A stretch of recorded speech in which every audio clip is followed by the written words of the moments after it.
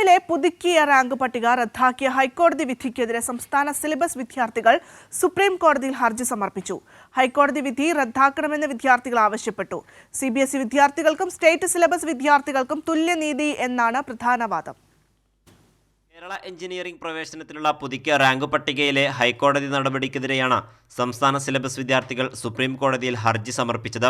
പുതുക്കിയ റാങ്ക് പട്ടിക റദ്ദാക്കണമെന്ന് ഹർജിക്കാർ ആവശ്യപ്പെട്ടു. CBSE വിദ്യാർത്ഥികൾക്ക് അർഹമായ അവകാശം നഷ്ടപ്പെടില്ലെന്നും അനർഹമായി നേടിക്കൊണ്ടിരിക്കുന്ന അവകാശം ഇല്ലാതാക്കുകയാണ് വേണ്ടതെന്നും അഭിഭാഷകൻ പറഞ്ഞു.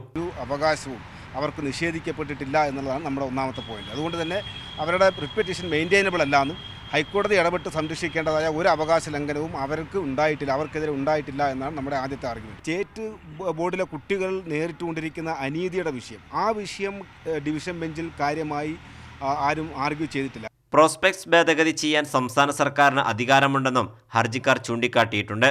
സ്റ്റാൻഡേർഡൈസേഷൻ കേരള സിലബസ് വിദ്യാർത്ഥികളോടുള്ള വിവേചനമാണെന്നും 14 വർഷമായി തുടർന്ന അനീതി അവസാനിപ്പിച്ച പ്രോസ്പെക്ട്സ് ഭേദഗതി പരിഗണിക്കാതെയാണ് ഹൈക്കോടതി വിധിയെന്നും ഹർജിയിൽ ഉന്നയിക്കാനാണ് വിദ്യാർത്ഥികളുടെ നീക്കം. കൈരളി ന്യൂസ്, ദില്ലി.